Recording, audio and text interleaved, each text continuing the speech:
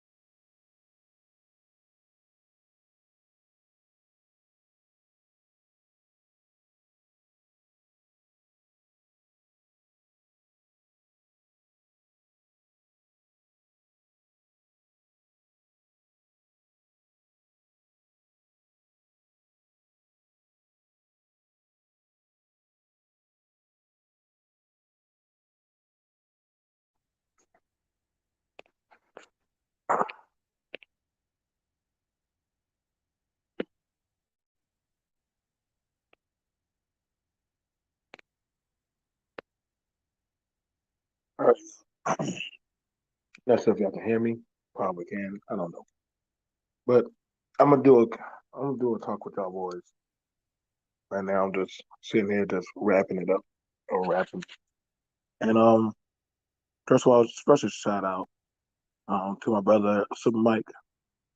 Um, we had a good talk. I know I was in and out. I was born a beating brother, but I will make it up to you. Um, I wanted to talk to y'all since we, people doing easy talking points of history. People like doing the easy talking points of history. They like doing the stuff talking about the wins. They like talking about the remember this person, remember that person, remember these people. They those are the easy things. Those are the notable perceptions of history of life that people like to speak about because it don't it doesn't cause no contention of agony to have to look at that. You know, what we have what we have going on that I know a lot of people don't like to speak about. We have going on that a lot of people don't like to speak about is that of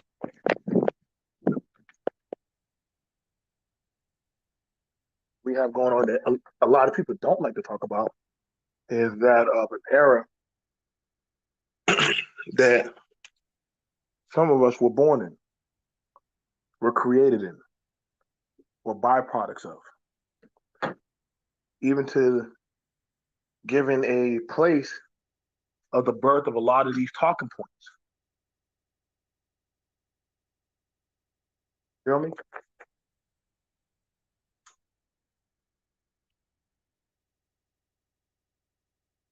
A lot of these talking points from the welfare queens to the byproduct of this disproportionate home.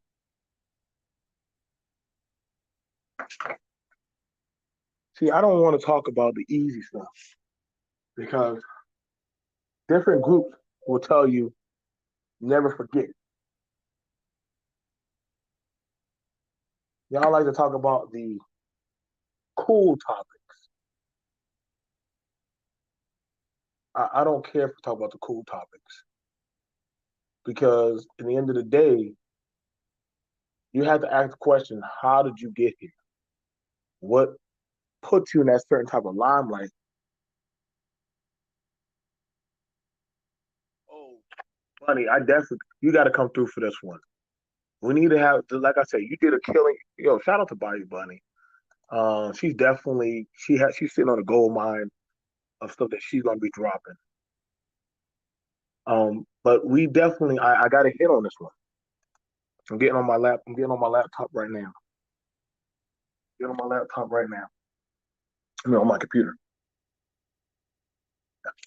But I'm openly talking to y'all about, and y'all share the stream. We gotta have an honest discussion. I felt a little bit. I felt a certain type of way. And Bunny, you put this in my mind. Well, a few people put this in my mind when we said that we're fucked up, but we still hang with each other. This is our family. And I said, no, man, I don't want to hang with no fucked up people.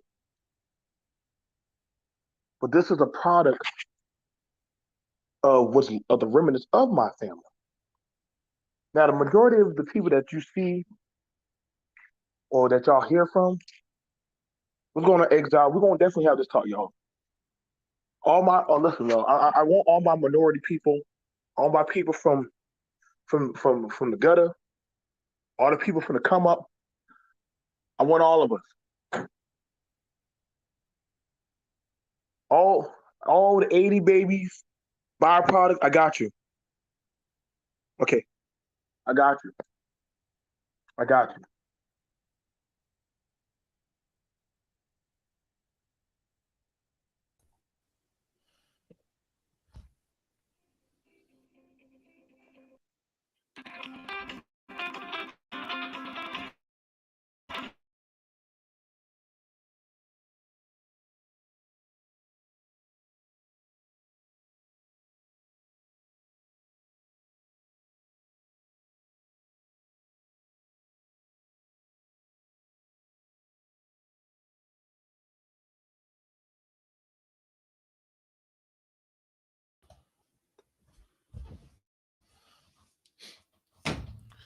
So you hear a lot of conversations of people talking about ADOS, FBA, people talking about poverty, welfare queens, Pookie, Ray Ray.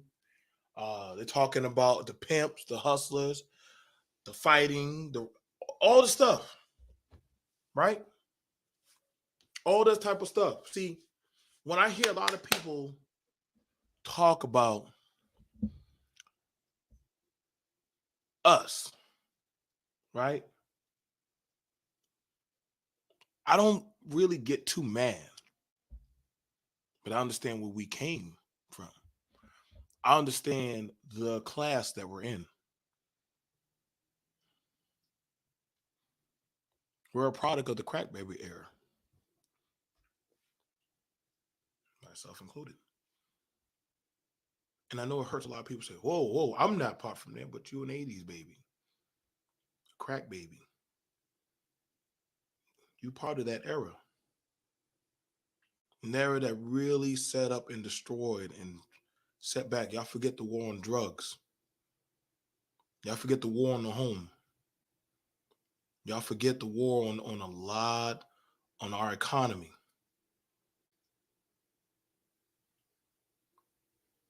A lot of us are part of that. We're the after effect.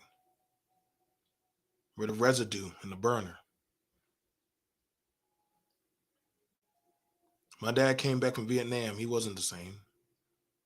My mom fought for through the suffrage for women for better pay. She spent more time busting her behind working two jobs. A lot of children, a lot of black boys and girls were raising themselves in the home. Grandma and granddaddy stayed on their knees. Grandma stayed on her knees calling on to God. Granddaddy stayed trying to get some type of mortgage payment off or whatever he could to keep the household or whatever property afloat. Some could go off to college. Some people said the best school hard knocks was the streets. Some people divested out because they say I can't afford it, or I need a better lifestyle. Why we play these games like this ain't what we are, what we came from? See, it's easier to bury. Oh, y'all. Put on my hoodie. It's easier to bury that part of your life It's easy not to talk about that. It's easy to try to forget that. You know why? These scars I have on my face and on my hands and stuff, I was out there in the concrete jungle. I was out there throwing hands from the north down to the south. My father was Rockman. I'm the son of Rockman. I knew who my daddy was. And I knew the reputation that I needed to live up to be.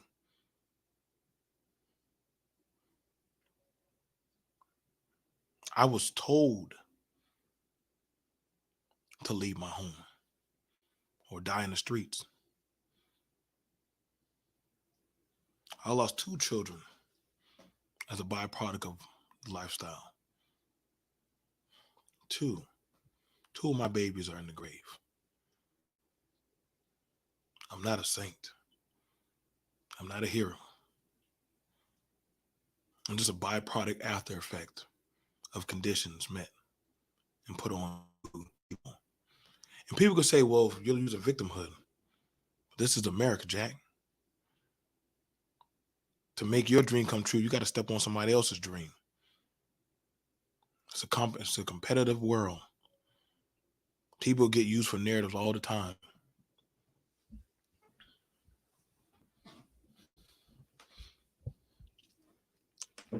I've had times when my grandma will put us in the Buick. Say, y'all going to church. And we'd be like, why? Why we need to go to church?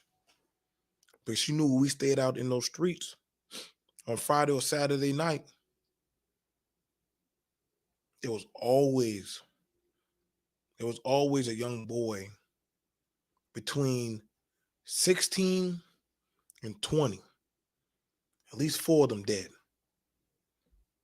So the safest place you did have was either your home or your ass was in church. So when y'all bring up the 94 crime bill, I'm like, what you saying, baby? Y'all forgot the remnants of the war? Y'all forgot the caskets that were going? The church bells?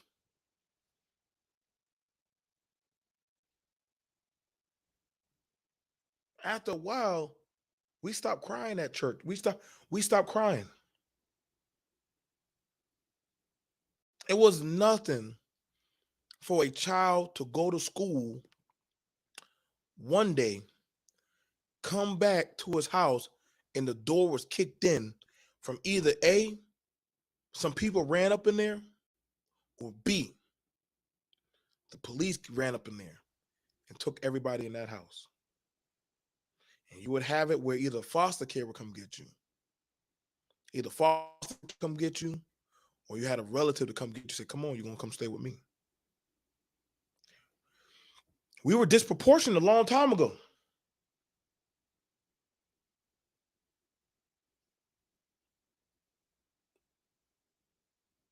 I'm not telling y'all victim history. I'm telling y'all the blackest parts of history. And I didn't get to the heroin era. But see, I always hear a lot of people like talking about these women and these type of men. But they had to come from somewhere. They had to come from somewhere. You know, I see, and like I said, I grew up. It was nothing to see a man sitting out there. It was nothing to go up there, see a man sitting out there.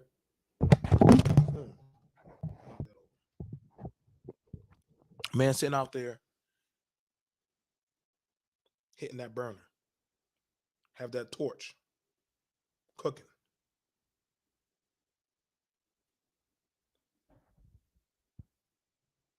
I was there. I knew a lot of 15-year-old girls in relationships with 30-year-old men.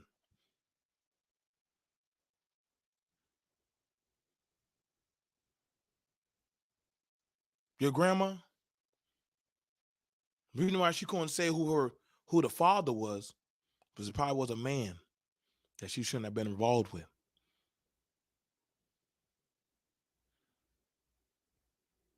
Well, where's the father? Well, did the dad get locked up? Was he dead? Was he still alive? Did he crack under pressure?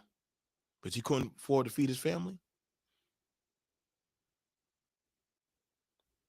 Maybe people chose to forget. I didn't, bro. I didn't choose to forget. I'm not going to forget what and where I came from. Let me see if I can call somebody. Reach out.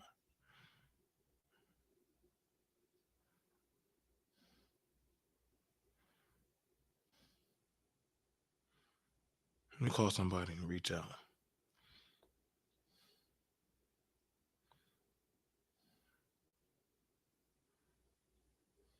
I want to call somebody. Reach out.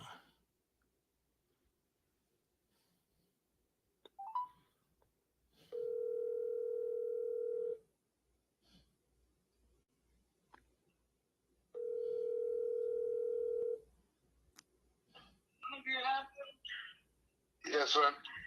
What's going on, Daddy? I'm done. Hey, let me call you right back. All right, call me right back, all right? Okay. All right, love you. I love you. Right now, he taking care of some stuff. I was going to call my daddy. See, I can reach back and pull from that knowledge. I don't reach on the YouTube. I'm reaching right into the source. That man was there. That man was there at the end of the tail end he marched into civil rights. That man's seen a lot. I've seen his body. I've seen the marks on him.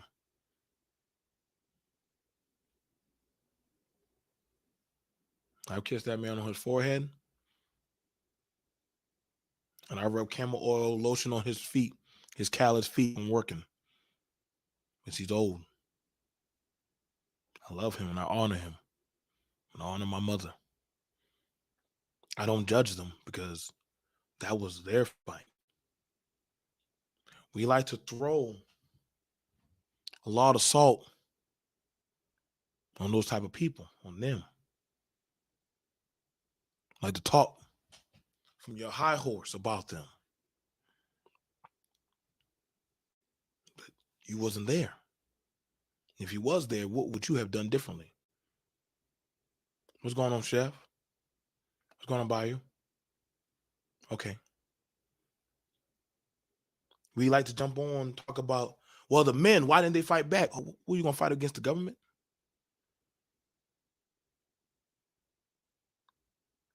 Were there jobs like that in the 80s that they were throwing y'all?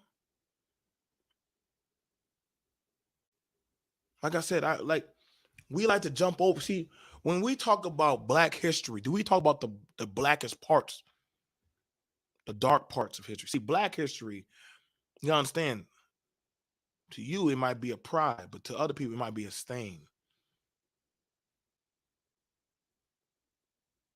See, I don't just remember the good stuff. I remember the darkest parts of history. That's why it's called the Black history. They don't talk about the red lining. Why don't you ever talk about that? See, y'all talk about segregation, but you don't talk about the stuff that strengthens you. You don't talk about the red lining where you knew if you crossed them tracks to go to work, yeah, you could probably go get a better job. That wasn't going to mean they were going to try to kill you or bust your ass up. Or if you wandered onto the wrong part around the wrong time, that would get you fucked up. See, that's part of also your Black history, your dark history. But you're told, don't talk about that. Why not? Why don't you talk about, they still practice redlining. Oh, you think they stopped? They didn't stop. What are you talking about they do it now? Get caught in the wrong neighborhoods at the wrong part of time. This ain't no myth. This has been proven. Get caught joyriding in a car. Certain districts, certain areas don't play that, boy. I could tell you right now. That happened to me. Friend came back from overseas, bought himself a nice BMW. Picked me up from work. I was working at Sonics. He picked up me, picked up his cousin. I ain't never sat in a BMW before. Picked us up. Hey, come on, y'all. I'm gonna show y'all some cool stuff.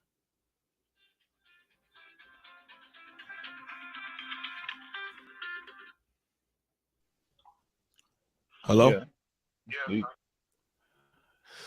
So Daddy, I wanted to talk with you because I'm looking back at some stuff in history. And I'm looking at stuff. I wanted to understand that the crack era of the 80s.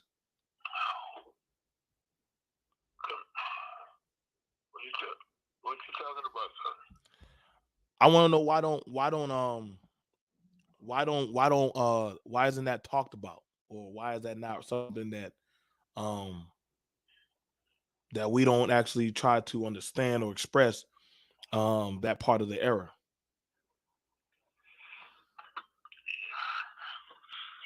Be for real with yourself. You know that how the people do, man. They got a lot of hidden agenda. You know? Right. So, you know, like I try to tell them that, like I try to tell your moms a lot of stuff. I said, you know, a lot of stuff we will hide. We can't hide no more because everything is wide open. But the way how they portrayed in history that the black man left the home, the woman went on welfare. But I mean, you got a lot of product of 80s babies from the crack era running around, don't even understand, you know, about family. You know,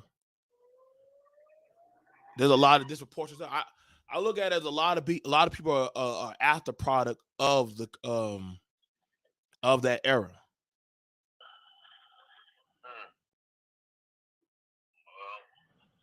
No, our grandfather, my grandfather and them, they ain't never came open with us and tell us really what's going on. They figure, hey, I ain't gonna tell you nothing. They didn't never really open up to their kids, man. This is a new generation. That's the reason I try to tell. That's the reason I tell Didi. That's a lot of stuff that y'all think y'all getting over doing around Jafari and Jake. I said, it's not gonna get, y'all not gonna get away with it. And I tell Seth the same, like I said, a lot of stuff you're doing is not right because the kids today, their eye is not closed. I said the TV is teaching them stuff, and then when the kids come and do it, we think it's wrong. I said, you know, that's the reason certain things on TV, like I remember me and your mom was fighting about Harry Potter. Right. I told you now think kids watching that, and me and I got it. And Josh was all into Harry Potter. I said, yo, that's witchcraft, man. You don't want your kids to know about witchcraft at this age. So, you know, it's a hidden agenda, man. These days, I went to a couple of my friends' house. They were watching sex movie with their little grandkids who ain't 6 years old. I said, wow, if y'all teaching them that now, what do you think they're gonna do behind y'all back? They're gonna try it. You know. Do you ever feel like something that you wish that you probably got to sit down and talk with me and Sean and Didi about? Do you feel like there's some stuff that y'all wish y'all would have just sat down and talked with us about rather than us just find out for ourselves? Hell yeah. Some of that stuff, y'all walk up on people on your mama and them and catch them doing it, and then you say, "Dog, wow." They ain't tell us about that, but all of a sudden, this is what's going on. Right. You know? So you know, it's a lot of stuff that we should have came out and came clean with you all with. And now it's too late. That's the reason being you can't hide nothing from these kids, man. And I keep telling that, as I said, the grandkids be watching you. I said, stuff you do, one day you got a husband, and the next day you got a boyfriend.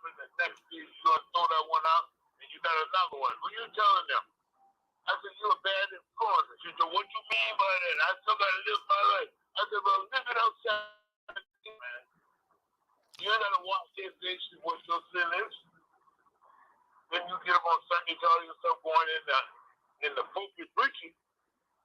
Now, when it came to that, there was a lot of people that just wanted to live their life. You feel like that happened a lot where the children, they got casted aside while people just live their best life or say, well, I gotta do me. Well, yeah, that's still happening though. Because you got people right now, the kids are getting abused because of that. You know? Yeah. And you got these guys that come by and see them, they ain't got no respect for their kids. Only they on their mind to get what they want. Yeah, take their food. They don't care if they got food, rent, or eat. Now they get where they want. You know what I'm saying? Right. That's the reason I tried certain things you can't let your kids know. Hey, your kids, it's good. You turn your back, they on the internet doing their thing. Yeah, I kind of worry a lot about this. I kind of worry a lot about this internet. Like for me, it was TV. Sitting in front of that TV, picking up on stuff. But I know you had your job and your work. My mom, she, sometimes I kind of wish y'all were more home than out there going after the money. But now I'm grown now. It don't fault it. But I just wish that there was more of an intact family than the money. I wanted did we trade out the money for the family thing? Like I think that's why I was a little bit resentful, especially when they like I didn't even care. I didn't care, like I am thankful. I'm never not thankful. I just feel like I saw more of you getting in that truck than I actually got to spend time with you. And I never like my mom, I would probably just drop off a permission slip or a letter, and she'd probably be knocked out or dead asleep from whatever she took. I don't like. You understand what I'm saying? I'm not mad, but I understand you did what you got to do. It's just that I own. That I'm here now. I made it. I just that's just one of those things that we just chalk up in the book. You don't talk into the book. Make sure your kids don't live what you live. Mm. You understand what I'm saying? But what we did wrong, you didn't have to fall in the crack for it.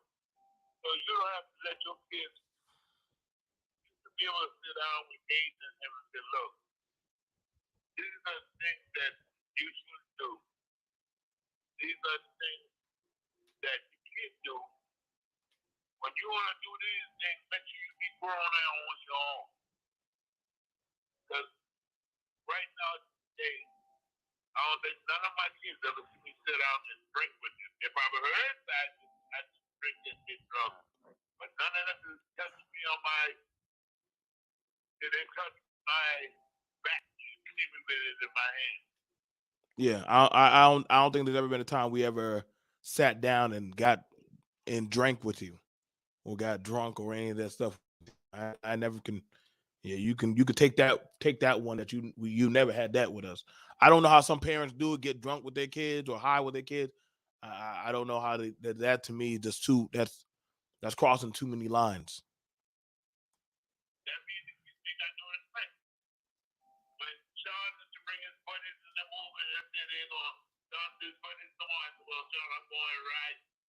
I'm going upstairs and watch TV. Because I don't want one of your friends to get high and think that they're going to disrespect me in front of you or try to disrespect you in front of me.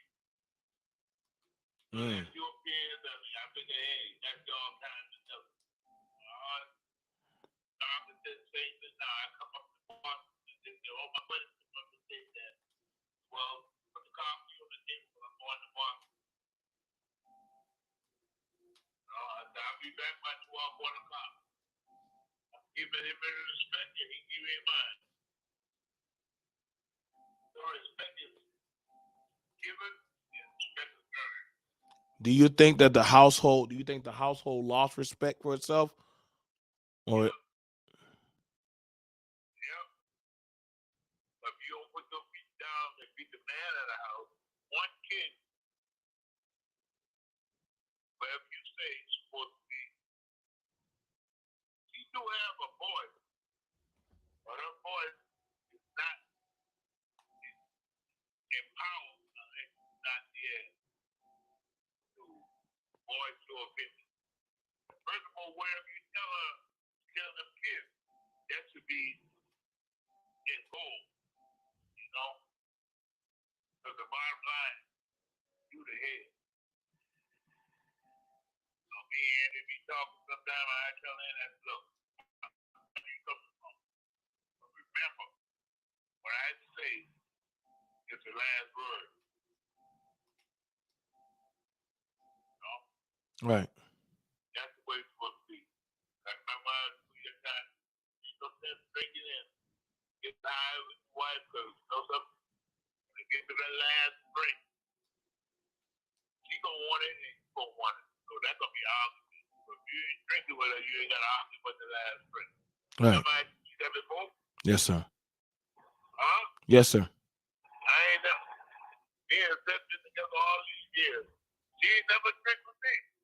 Yeah, I don't think you and my mom, y'all never drunk together. But I know she just drink with all the rest of the niggas. I'm not gonna lie. It's Huh? sometimes I'm still trying to find my way on how to be. I'm still trying to fill out my way on how to be a man. You ain't never find a way. Ain't but one way to be a man. Be you and do what you think is right for your family. Not for anybody else. The bottom line is, at the end of the day, you gotta be daddy and the breadwinner in your house.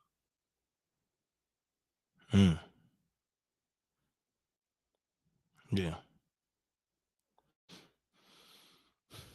Do you ever think that sometime that society or different stuff try to handicap you from being or running your home how you could have or should have run your home?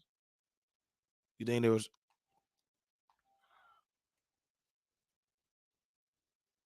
Daddy. All right. I'll talk to you later, Daddy. Yeah, that was wise. Wise words. Y'all got to hear it from what's going on, Bayou Bunny. Hey y'all. So y'all got to hear it from, if y'all want to clip it, my father. That was him. I love my daddy. I still call him daddy. And that's the only man I will never. I've had my times where I have fucked up and he has slapped the blood from my mouth. And I have times I have gone up in his face and he's humbled me. But when I need to find strength, I go to him. And there's some things I realized that I've never seen him drink with his woman. He's never drunk with us, or he's never smoked with us. There's just something I just never seen him do around us. And May I ask how old he is? He sounds real old school. 70s. He's up there, yeah. Yeah. There's just some things, money, he just wouldn't do around you. Yeah, that's smart. That's a certain level of respect. And he respects you, but he makes sure you respect him. Because he maintains moral authority. Right.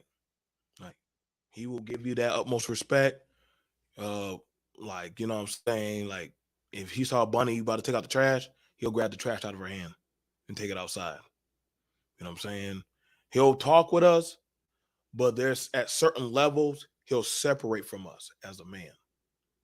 And you'll have where some people say, well, they think they're better than us. No, it's just that he understands there's levels of separation that, the women have their position, and if the women are talking, it ain't crazy, he ain't gonna say nothing. Um, Same thing. I remember one time some of the women were getting too loud and crazy. All he did was smack the table. He said, "All y'all shut the hell up." House got quiet. I don't think anybody said anything for like 10 minutes because that was just the authority. And he pulls that type of rank. But we're definitely here. 80s crack baby era. But check this out, BMT. You know, this is something that I noticed when I'm talking to people. It's we're hyper focused, and maybe we're hardwired as human beings to pick out what's wrong. Okay, but rarely do some people understand what is good about, maybe their experience, because there's a lot of people, you know who would kill just to do what you just did. You were able to call your father, he picked up the phone. That alone, a lot of people, you know and then he talked to you, he listened to you, he discussed, he let you tell him something that you maybe didn't like or whatever, Yeah. and he responded, he didn't go crazy. There's a lot of people that can't do that. Yeah. I get, what's crazy? And y'all gonna think I'm a punk for this. Sometimes I get scared. Sometimes I get scared to ask them certain questions. I am dead ass serious. As much time as I have on my belt, as much stuff I got from stuff I've seen around the world and military and wars I've been in, I'm still afraid to ask them certain questions. Like, It's respect. It's a respect that's there.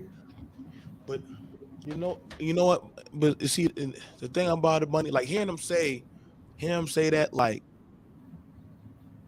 imagine you sitting down with your mama or somebody and say, "Mama, there's some things that," you know what I'm saying? Like, do you ever have like some questions y'all want to ask them, but you're afraid what's going to come from behind that question you ask them? Yeah. Well, My yeah, that's go ahead. I was gonna say my mom is old school like that too. She's in her 70s. And I used to have that type of relationship with her. And then one day she just finally, like, she used to not listen. Typical. I mean, I don't know if I should say typical, but I would come and talk to her about my issues, and it was the over talking, trying to give me advice instead of just letting me talk. She did finally started listening, and I get my honesty, even me being funny. That's all my mom, all of it. So I understand that too, because you never know what she gonna say. Like, she's super honest, very very blunt. Those are the people Those are the people I feel like if they was online, they would decimate this space because what you see is what you get from that type of person. Like, you can't say nothing to somebody like, I can't shame like how graphically honest he is about that era. When I said, "Well, Dad, tell me about the crack era," he didn't shake, he didn't timber, he didn't try to make it sound pretty. He just said it was what he said. Listen, these things happen. There's something we kept from y'all, that something like, I know what it's like. I walked in. I remember I walked into a house and the kids, they were all in there. Shh, be quiet, sit down. We were watching the sex scenes, the Boys in the Hood. I was like, "What is this? Rewind that videotape." I remember that, boy. Listen, but I remember them. There wasn't no, like, some of the kids. We were like I said. I told Dad. I said, "I wish you was home. Wish Mom was home, but y'all were out there chasing that money."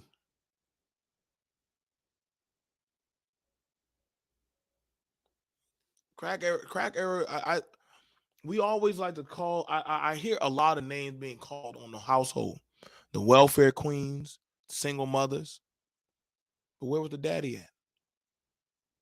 Was he at work all the time? Was he incarcerated? Was he dead?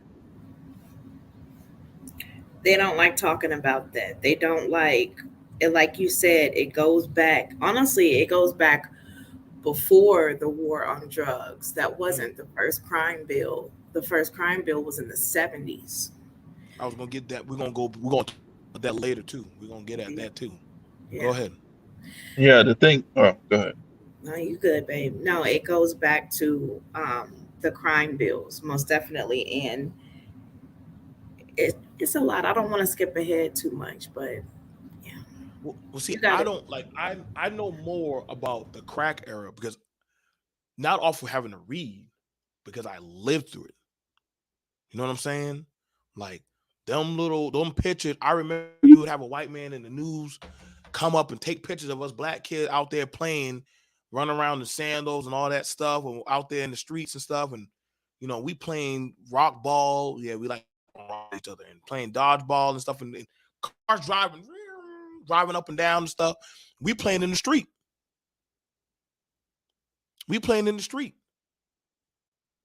Like it was a wild time, man. It was a wild time. Like shout out to Crooklyn and kids. It was nothing to see a woman and a man with like 5 or 6 kids. That was normal for me. Yeah, that was normal. That's why I don't see nothing wrong with it now. But I remember during those times. That's what I was going to say too. Like, a lot of people want to pull up the crack era. They want to say like, oh well, I read this and I read that. Like this Black history is our life, man. It's literally our life.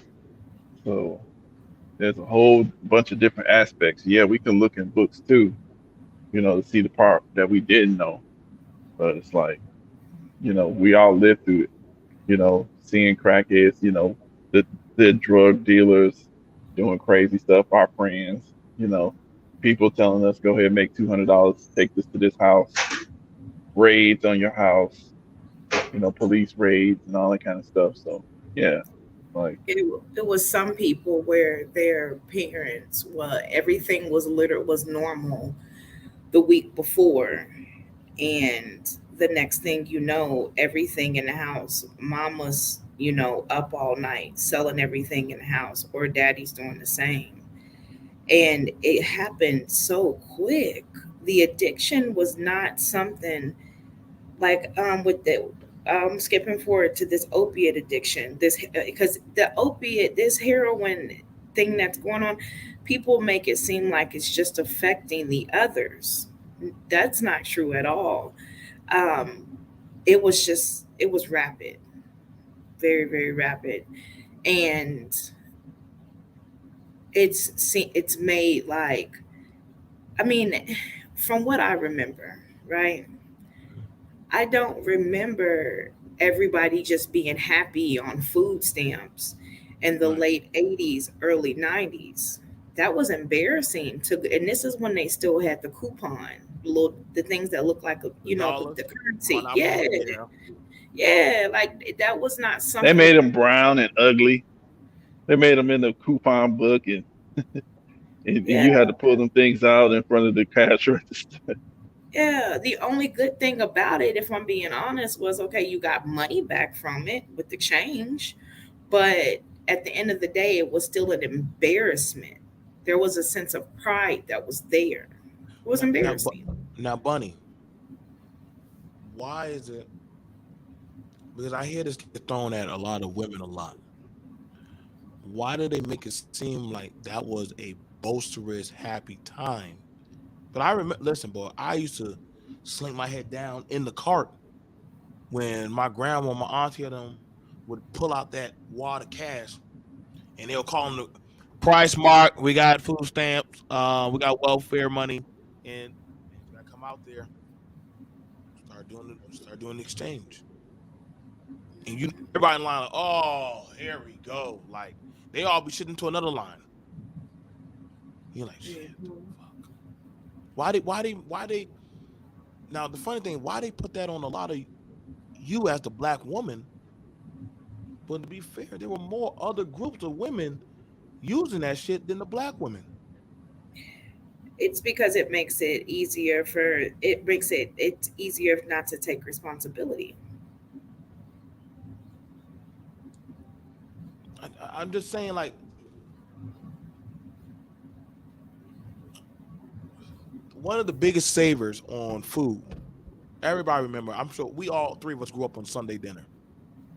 Sunday Absolutely. dinner, Yeah, absolutely.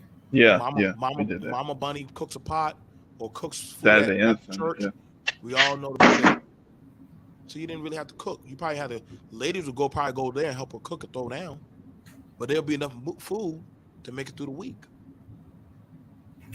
That was your first initial community. I don't think some people will actually understand or ever have a taste of. That was your first initial connection, was Sunday dinner. I had a good time. I enjoyed it. I'm actually bringing that back now with my people. Where on Sunday, every other Sunday, I have everybody come to my house. At first, I was nervous, but people started showing up. I think the last dinner was 14 people deep, 14 adults, 12 children. It was chaos, but it was good chaos because, hey, I don't have much, but I can bring you some soda. I said, man, there's always that one person that has to bring a bunch of non-name brand soda. I said, bring them. But I sent them home with 3 plates, Mike. 3 plates. See, those are the type of things that we got to keep doing. We got to understand, like, those memories, like, because, like, as you said that, yeah, every Sunday I used to go to my great grandmama's house, to go to my grandmama's house, or, we went to uh, our grand aunt. We would go on the east side of Detroit and go there, and we did that all the time, every Sunday. You're right. And then, of course, we get to play with our cousins, and we played around, and made a bunch of memories. This is good. It's fun. So in saying that, I purposely put up the picture of the product of the baby from the after crack effect. That in fair sense, we are the after effect. All of us are 80 babies, crack baby. Not saying we did crack and we're a byproduct of crack, but no, in a sense, we are a byproduct. Because crack, whether we liked it or not, it did affect us. It did. But I just don't like the narrative of people pretending it didn't have a ripple effect on our women, the men, our jobs, hurting our community. But we're told, Mike, you're making excuses. Or, Bunny, you just want to be loose with any old type of man. But if Bunny's man got shot and she's all alone with 2 or 3 kids, and I come through, I might start as just that friend, but then we For got caught. BMT, we got to get out of the victim mentality. But That's see, what they say. I know. See, they say the victim mentality, but I'm not a victim, but I'm a survivor. I'm a survivor. I'm gonna do what I gotta do. Bunny's a survivor. Mike, you're a survivor. We keep But coming what being I'm called. saying is, people will make up I know, any kind of I word. know, and Yeah. Yeah. I feel you with that, but Mm-hmm. I'm a survivor. If I lost 2 babies because being out there in the world, and that wasn't because of I lost 2 children. You know what I'm saying? I have a lot of family members that are gone. Like I said, y'all make it seem like these shit did not affect us. I always hear this shit. You know what I'm saying? I hear a lot of this shit talk, man. We started shaming our men. Oh, you a bum, you this and that. You hit rough times. The women, they have 1 or 2, 3 kids. Then after that, they get with another man. Now they got one dude like fucking on her, but he ain't trying to marry her. But however, she's taking the label as she's loose. But yet that man is staying in her house, at her apartment, driving her car. But he ain't trying to make her that gal. Well, think about this, BNC. So you start off with your first baby daddy. He making crack money. So Uh-oh. and he buying you stuff, right? But and maybe you have 2 kids buying, but he gets put in jail for what 20, 30 years.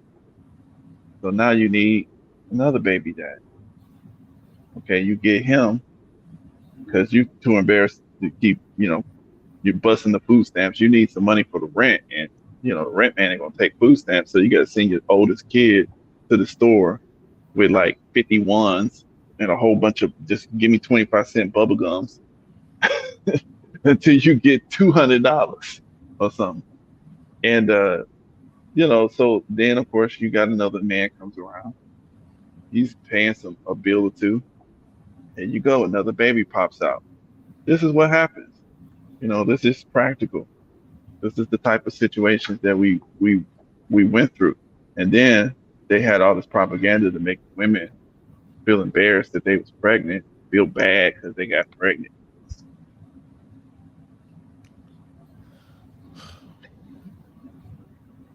I remember after a while, the church started being filled up with old people, young girls, and kids. I know I was one of those kids. My mom stayed up north, and we went down south with my grandma. That was all that was in the church. And people would ask, "What's going on? What's going on, info?" They would ask, "Well, what happened to all the men?" The men stopped seeing the power in family.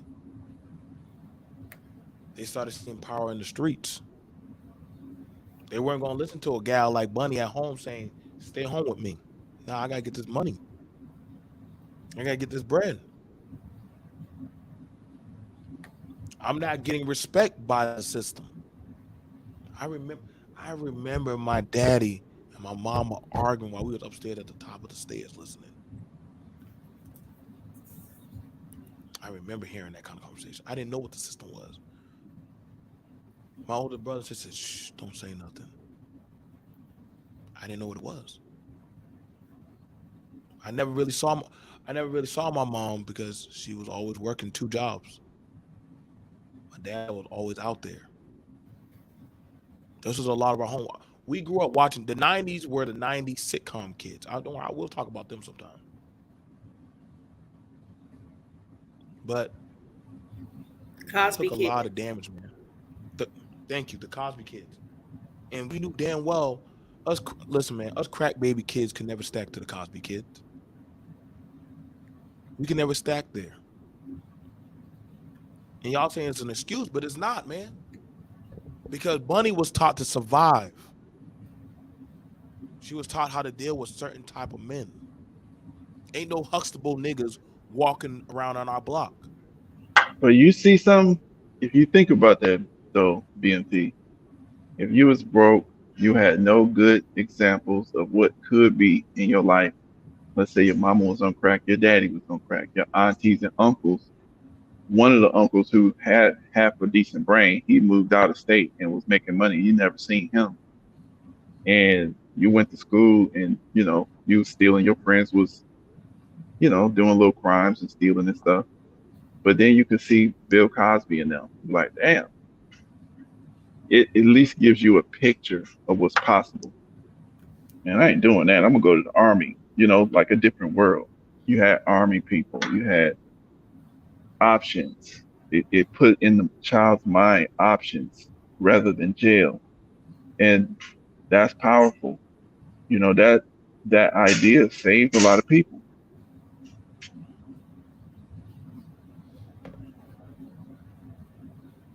I think, and correct me if I'm wrong, a lot of boys weren't taught to dream. We stopped dreaming a long time ago. Probably we could tell the girls because they watch their mama get the shit beat out of them.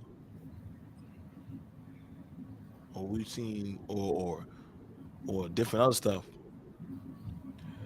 The boy, the boys didn't get passed on. And you heard from my father's mouth. He said, "I wish there was some stuff that we told you, but I didn't get those lessons."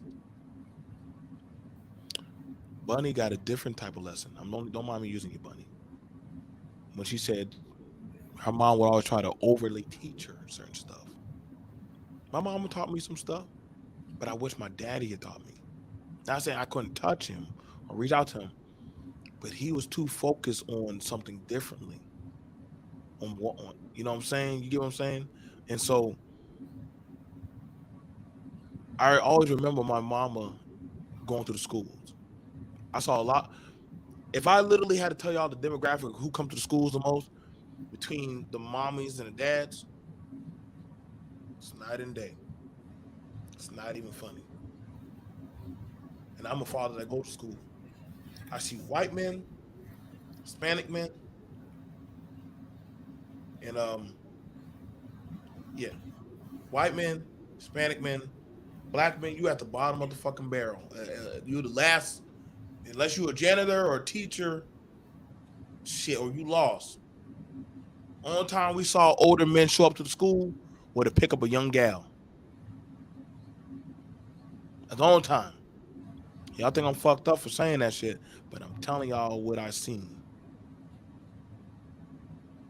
Only time some of these dudes want to play daddy, but they were trying to be daddy for a young gal that they were fucking on. So y'all wondered who, y'all wonder why the imagery, and y'all can say, man, that ain't true. No, got 3 people right here.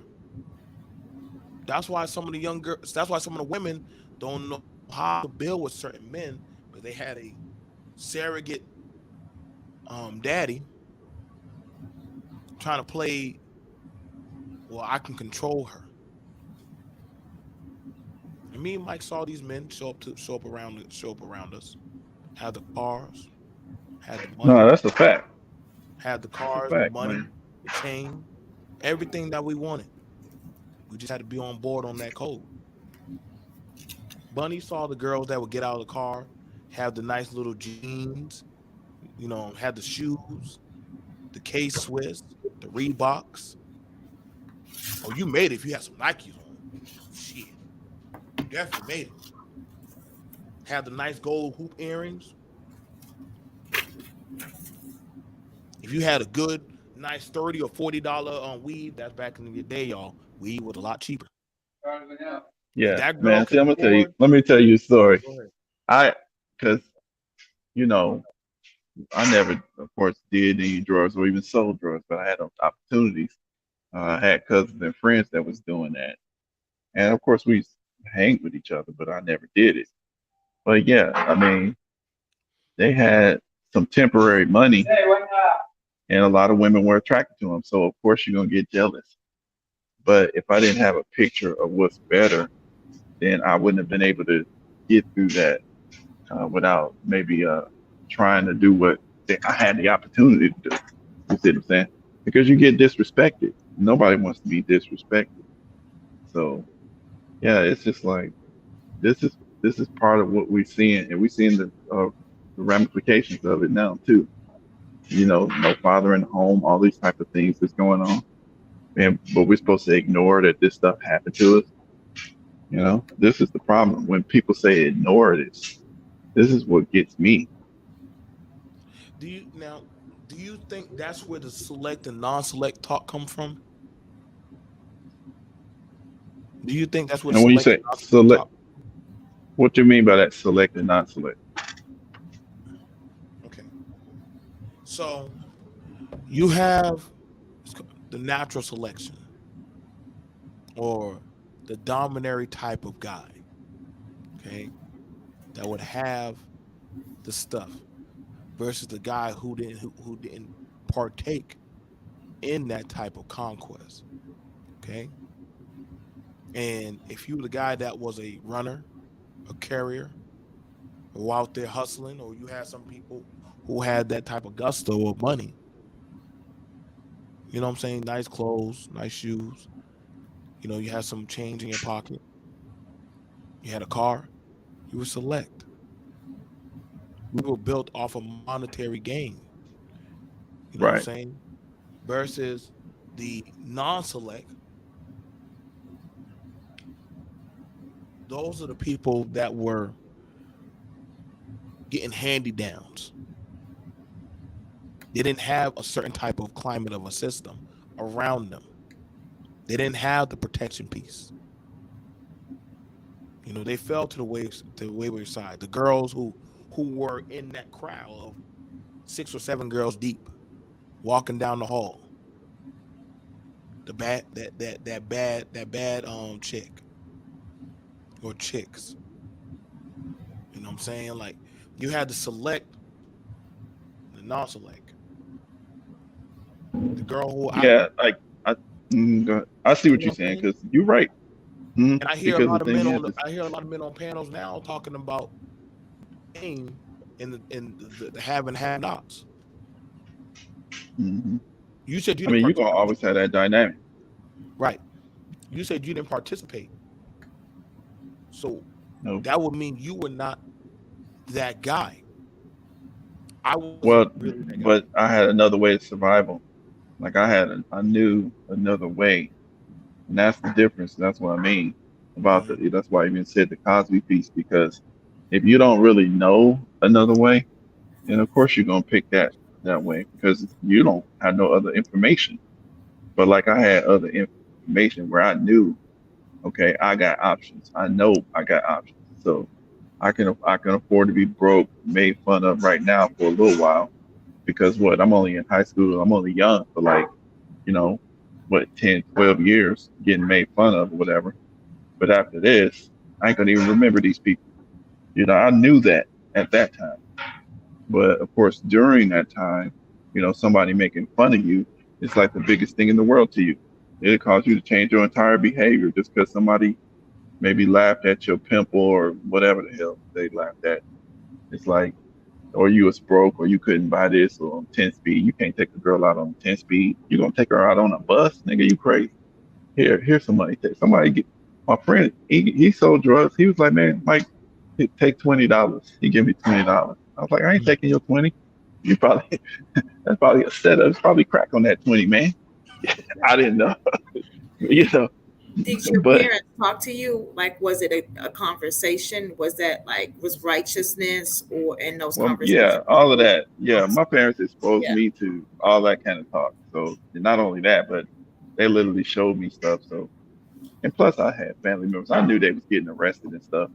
They was getting arrested, stealing cars and stuff. And I almost got caught up just hanging around them, going to the movies with them. So I was like, I really can't be doing this. I'll be the first one to get caught because I ain't slick. I'm not slick at all. I be done told the truth. I think I don't mind talking or telling about myself because that way it's easier for me. Like I grew up and a lot of people know my backstory. I grew up in a very sexual abusive environment.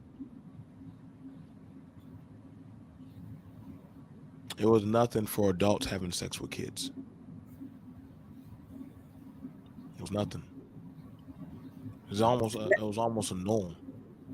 That's a lot of people's truth and part of their story, but you don't hear men talk about it. I don't mind like I don't mind talking about it. Some people look at it like, oh, BMT, you scared of pussy. How? Like, and see, and I said that means you're fucked up also. Like I know a lot of women that fucked on young men. I know a lot of women, a lot of girls that were pregnant over the summer. They would go down south or they'll go to some family and they get pregnant. The girls are now finding their voice to speak about it. The boys literally for a long time since we've been on this continent, we've been sexually exploited. So when I went and told about how I was being raped and abused,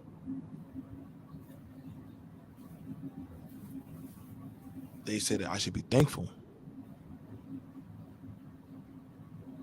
You're a man now. I remember this one girl. She was a fat girl. She was I'm sorry. sleeping. She was sleeping in my car because her brother would get drunk and would rape her since she was 14 until he got locked up. He got caught with another girl. And if she told, she got a whooping. And she was took down to the abortion clinic 4 times. And I think they took one baby away from her. Y'all can't listen, man. Like, y'all can't tell me this shit was fake. And see, I remember when I started talking about it in this space. I know, but I'm the only black male content creator that was that's openly vocal about this.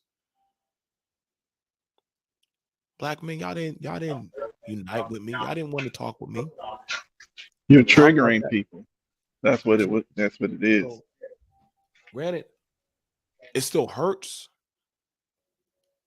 But I'm like, until y'all ready to face that type of shit, everybody's going to forevermore exploit your ways. In every sport, every line of business, every time y'all think, well, because I got money, that's the easiest play in the book for a black little boy. Sexual exploitation. All of a sudden they want to fuck with you now. Send some pussy his way. I remember watching that shit on goddamn I was watching that shit on Power. The Kane story. And a black man pulled out some money and gave it to a woman to go fuck that boy. That shit reminded me of my friend. When me and him was sitting there playing Super Mario, the Super Nintendo one. And his brother was like, we were talking, and his brother said, smell my finger. And he was like, what's that smell? He said, you don't know what pussy smell like? He's like, nah, I don't know what that is. He pulled out some money and gave it to a girl, and she took him in the back room for like 2 hours. And when he came back,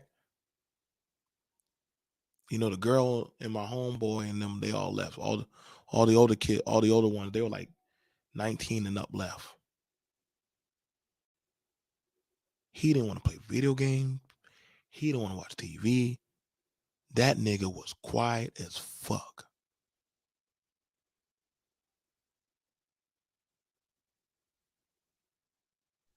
Yeah, see, when you hit that, when you hit on them points, bro, you're gonna like the man. Granted, we were 14 now, Mike. We were 14. Nigga was shook. Yeah. And I know some people gonna say, man, he gonna have to get up. See, that's why I hate talking with some black men. Shout out to you, Mike. Shout out to you, Bunny, respectfully. Yeah. I hate talking to some men about that shit because they were like, man, he gonna have to just get over that shit. I hate you niggas that be saying just get over it. Because he wasn't in control of that situation.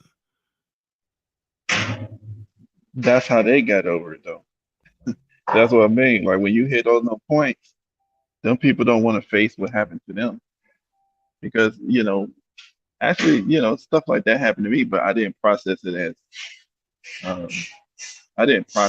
as abuse.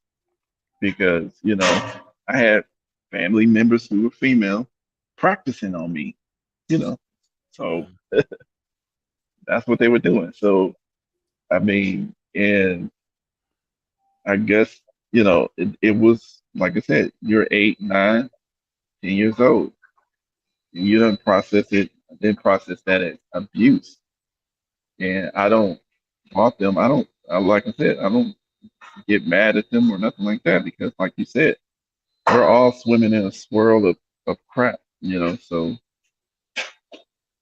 like you said, some of the stuff we just have to start releasing. And when you start talking about some of that stuff, people people get triggered because they don't want to face it because maybe other people had more, traumatic things happen to them, and they just want to shut it out. I don't want to hear that. I think that's one of the things about it where that's why I try to tell a lot. See, the women don't mind getting on and vocally talking about abuse. And I try to tell a lot of them, don't do that. Not around, I feel like you want to be in a safe environment. Respect to you, Mac Bone. I respect you for speaking your truth that you'll never, yeah, a lot of us young boys will never get over it, man. Whether it been by a woman or a man. And there were a lot of older men that did a lot of things to boys. There were a lot. They would say that they hate gays, but they did a lot of suspect stuff to boys. Probably why some of y'all daddies got kicked out of the house. See, sometimes mama would catch that shit. Yo, why you keep looking at your my daughter like that? Granted, I get it. That's her. That's see, and I ain't got shit. Shit was fucked up, man. I'm just letting y'all know, man. Shit was fucked up. I know, and then, like I said, respect to some of the stepdaddies, but it's like a mixed bag with stepdaddies and stepmamas. I know a relative that stepdaddy used to always be trying to fuck on them. Always. And these things happen a lot, man. Between the drugs, the manipulation, the abuse. Now a lot of us children, we're grown now. A lot of us were grown. But that don't mean that we don't have some mental anguish inside of us. That don't mean that we don't have some traumas that we ain't carrying. And see, I know this ain't the easier topic because that would mean you would actually have to deal or think back on, damn, what the fuck just happened to me? Shout out to Mike. But Mike said, took time to process, took time for me to process. I didn't tell my parents until 16 years later.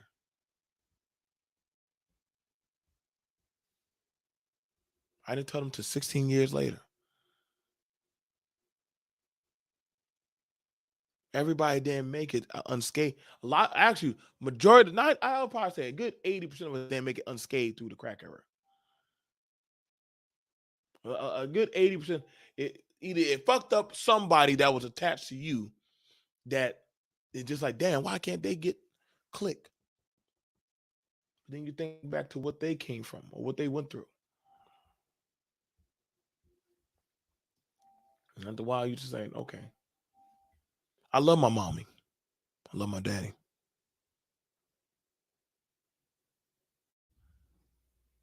We just had a lot of issues, man. And a lot of shit just did not really um it just didn't really get squared away. It just really didn't it really didn't get settled. It really didn't get settled down or get handled.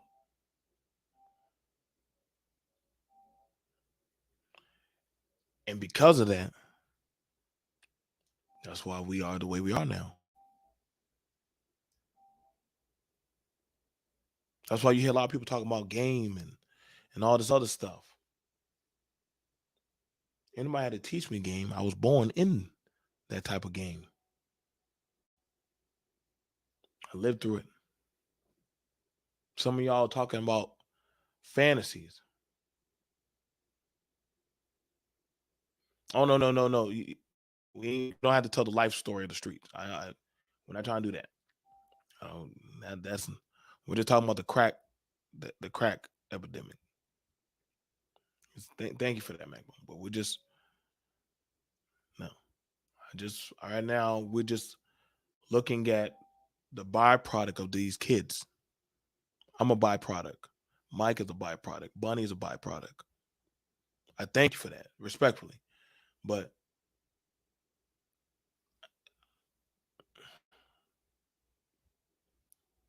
I don't know. I would ask somebody what has the streets birthed that was good for us out of endurance, out of being able to stand the test of time.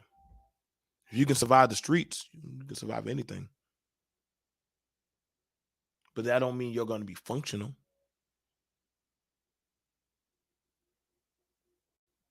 You know?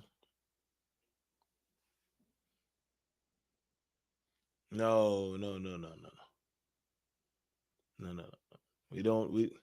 I don't want no stories. The stories, I feel like they're going to pile up on some other stuff. So I rather just hold back on that, MacBoom. Hold back on that. Like I know I sent for Mike. I just try to hold back on that. So this is but we're trying to focus it on the products that are literally now left in America right now. You definitely are a byproduct. You definitely are a byproduct. When I hear y'all get on panel talk about stuff, you know, when I hear a lot of people talk about the mindset.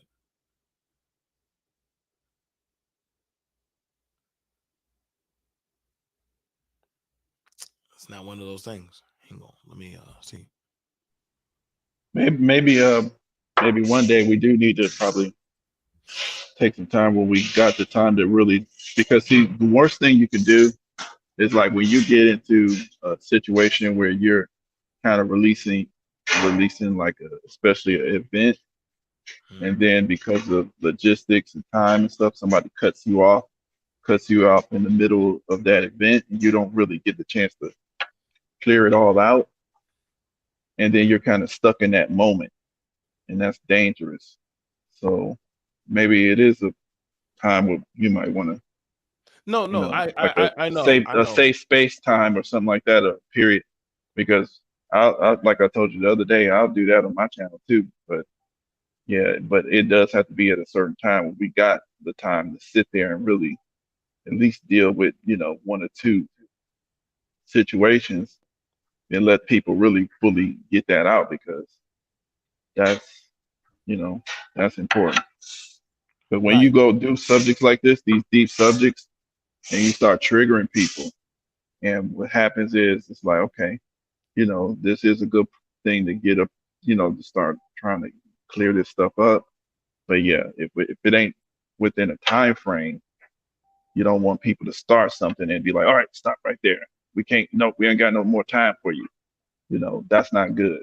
So yeah, so that's important. You don't want to start something and we don't really have time for the full thing. You know what I'm saying?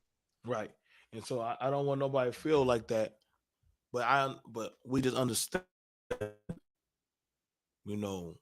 that when you speak about these type of things, they are going to start poking at certain stuff, and so some things I will never talk about on a panel. There's something I would tell Mike, hey, let's say that, let's not talk about that on the panel. There's some things you can't reveal these kind of things on things. Like, I think that's the problem. I think that's the problem with a lot of Black people. We reveal too much things openly that need to stay behind closed doors. Everything ain't made for a panel. Some things we should have kept from. Agreed. Yep. I think that the house door, there's a house door is too open. We need to shut the door. Do you think your mom and your daddy, or the older adults, you think they talked about everything in front of everybody? No, they wait till after the dinner, kids and the house was cleaned up when they went to bed. Then they talked about it. There were certain things that, like I said, certain things that old man on that phone, he ain't gonna never tell me.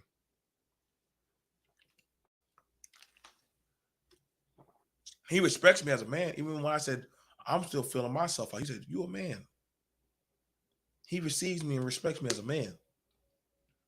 But he also understands that he said, "Listen, if I would ask him certain things, I don't judge or ask him why he made certain decisions." Because that was him in that mindset of that timeline. I hear a lot of perceptions of talking points. Well, they were out there doing X, Y, and Z in the 80s, Mike. Those mom, they didn't care about it. They didn't do this and that. But you wasn't that person. You wasn't there for when Mike's uncles and aunts and his family were doing what they were doing. You damn sure weren't there for mine. You know, that makes me think about this too. Like when people talking about, oh, we're gonna have to leave somebody behind. They look at like maybe somebody, a young girl or a dude that's, you know, maybe their current situation is ratchet.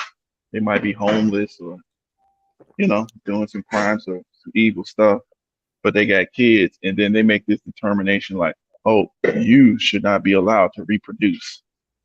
I'm like, okay, maybe this generation we messed up, but then my kid learns from my lesson, and then their kid learns from even more. So we just need to keep going and start and just do the best we can. Stop holding on to negative stuff and try to, develop ourselves. That's all you can really do. I agree. And hey, my daddy just said that.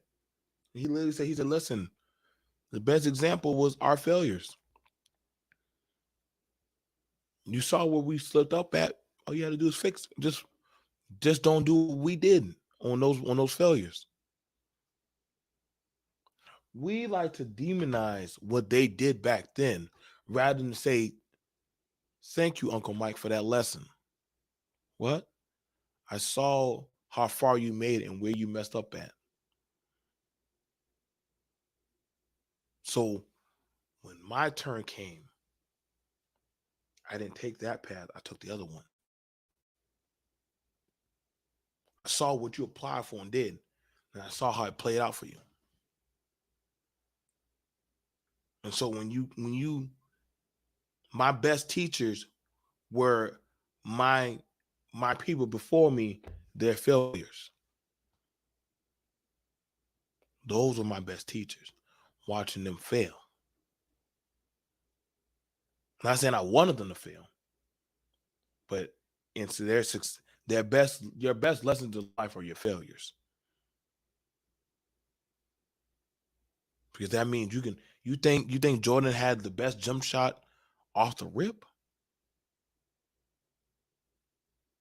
He had to miss 9,999 jump shots before he can get them 10 perfect jump shots. You think Tiger was hitting the way he was hitting like that? No. He's swinging till his arms hurt. Go ahead, Mike. It's just one of those things, man. Oh shit. Oh yeah. Nah. I mean, you got it right. Like I said, these type of shows, like I said, people need to understand, like, this is just to I think this is the good thing about shows like this. It's not about necessarily a bunch of views and all that, but it's like, it's to get us to look inside of ourselves. Like, I feel like we always gonna have stuff that happens to us in our families, the best thing you could get from the trauma that you had in your life, and then the trauma that you heard about your family had, is to now you can learn lessons on how to protect your family, and teach your kids the history. Teach your kids about the crack era, from your family. Because then now they don't reproduce or repeat these type of lessons. That's the best thing you can get out of some of the horrible situations that we lived through, and that's still going on. Like, you know, I got stuff my family going through right now, but you can only save people when they're ready. You can only help people when they're ready. And that's just how we got to roll. We just got to try to develop ourselves, look inside ourselves. A lot of that pain, a lot of that trauma and stuff that we dealt with and hold in, some of that stuff we can work on. We can, like you said, therapy, all that. Just we just got to start trying to work on some of that stuff, so we won't be carrying around all this anger, this embarrassment. Like, I don't think it's certain stuff people get embarrassed. The embarrassment. That's why people, like, when you say a certain thing, that's why you said people get out and they start saying, you're gonna have to get over that. Just get over it. Because this is the stuff that they tell themselves. And to them, getting over something is just pretending it didn't happen. None of that affects me. I don't have emotions. Stupid stuff they say. But that's the state we in. It's all good though. We gonna make it. We're gonna make it. We're gonna Yep. make it. I think that's one of the most things that's very. I think it's one of the most interesting things about us being men and women. We find a way to make it and survive. But I don't want it to be where they dehumanize us. I get tired of having to learn how to show my feelings, my emotions. I was taught how to do that, but it comes at a cost. It comes at a cost. I sat there I sat there around those mental clinics a lot. That's really, y'all don't know. Y'all do know that's actually a mental dysfunction for a person. That's what makes you human, is your emotions. The first thing that they do with a child and a mother when the child is born is they put the baby with the mother and they make everybody get out the room. To have that personal, emotional bond that can never be severed, almost down to a spiritual and psychological link. I kid you, it's crazy, because if you were to put a baby in a bed with a woman, right? And if y'all see, some of y'all men, some of y'all brothers will never get the probably witnesses. Put a baby in a bed with a woman. Mike's seen this. That woman can somehow simultaneously sleep with the baby like this and feel every movement. Right. Because she been holding the baby. And never Yep. that The one time baby, touch that baby. that baby gets to pretend like it's still in the womb. And because they've been walking around like that. You see what I'm saying? So this, like you said, it's spiritual. A lot of times our people, we and also even the breastfeeding thing. That's another connection. A lot of our families lose with the next generation. Like, that breastfeeding little portion of life. That's why those kids get connected to a human being, so they get empathy. They get a style of empathy instead of getting connected to a plastic bottle or plastic. Everything's plastic. They get connected to all of their food, all of the things that they want come from something that's not another life. So that's what they're learning in their spirit instead of you know, their first little months, they're getting connected to, you know, seeing humans as important. They're getting connected to another life, which is their mama, you know, Mm. that kind of stuff. And then daddy, you know, and of course, hopefully, if you were smart as a dad during the pregnancy, that baby has been hearing your voice. Right. The baby has been hearing your voice, feeling your hand rubbing the stomach. They don't always hear you shouting at mama, shouting negative tones, negative voice inflection. They always hear, you know, when they hear your voice as the husband, as the man, as the father, then they feel mama relax. Mama feels safe. But some of us, when our voice comes into play, mama tenses up. The baby feels mama get scared. And then when the baby comes out, you wonder why your kids hate your ass, you know, and can't listen to you. Mhm. This thing is deep. Yes, We it is. It's real deep, but some of us ain't ready for that level. So, you Yeah, know, but like we I just said, gotta, yeah, we gotta work with what we at.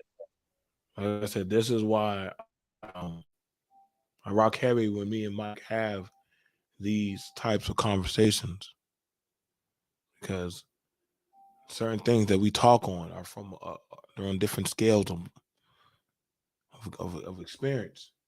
Not saying that it's coming at anybody, but these are things some of our people were hindered in having that experience, while others, they were, that's what kept them sane. That's what kept them sane. I'm thankful that I have my mother's love. I'm thankful I have my father's goddamn discipline and love. Sammy, these kind of things are what kept us, not this YouTube social media stuff, but actual connectivity. That 80s put a crack in our family, in our life. That's deep. Now that's a t-shirt. Yeah, but keep going. But it did. It did. It put a crack in us. A crack that no matter how much we try to fill, it can never holistically ever be filled. So that's why you see a lot of leaks. That's why you see a lot of mental leaks. This is why you hear the echoing of what you're hearing. There's a crack in the house. So the wind is always going to keep getting in. And some people don't know how to plug that crack, while others they're trying to plaster it closed. We don't have proper insulation. Yeah, yeah. Well, I I'm mean, like I said, we see. I always like to end off on that positive because you know what? As long as we still alive, we get to solve the problems, we get to face them, and we know that we're stronger than. I don't care what happened. Like, I mean, there's some people that have survived some horrible stuff. So, not that it's easy, but it's like you have it within you to overcome and you know and pass on something better to your next generation.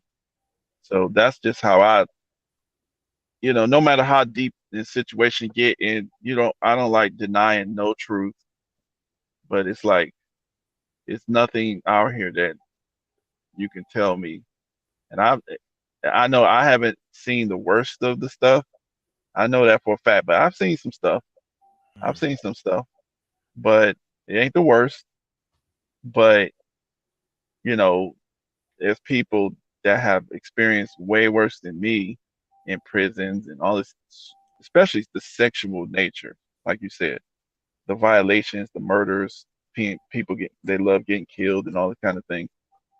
And then, of course, even worse than murder sometimes is the person that you love that's supposed to protect you sitting up here sexually exploiting you. Do you know how devastating that is?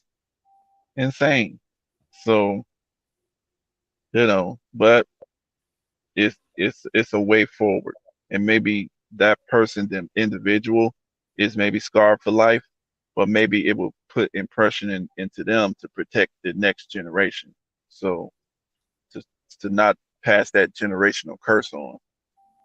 So You guys, I want to thank you guys for allowing me, Mike, Bunny, to sit down with you guys and break bread with y'all.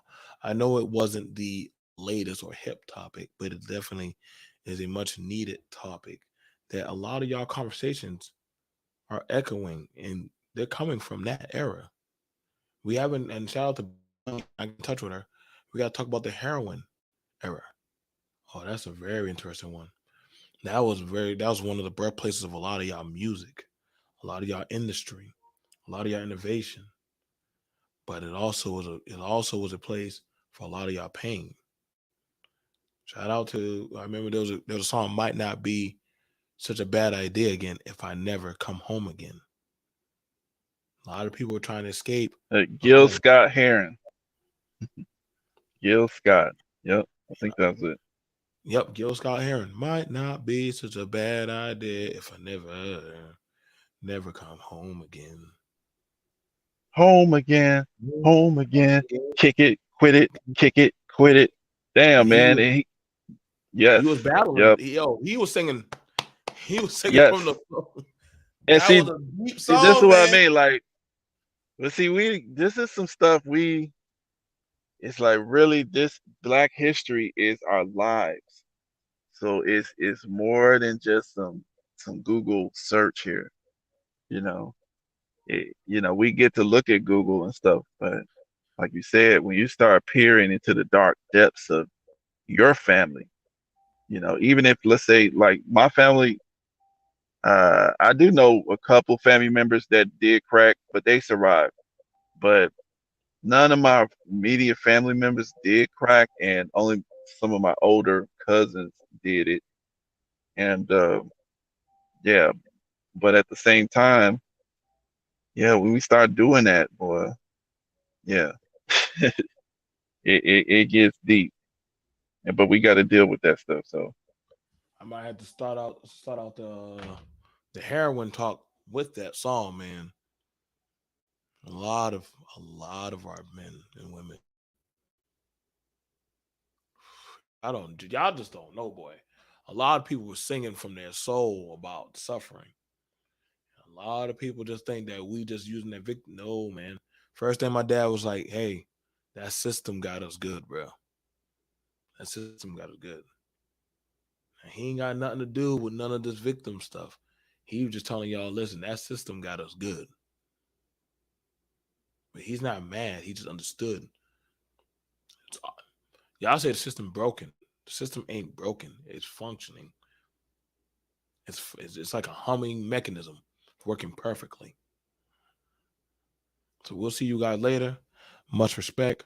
Shout out to Silver Mike peace 2164. out. Always. Shout out to Bayou Yep. Bunny. Shout out to Mac Bone and everybody else. We'll see you guys later. Peace.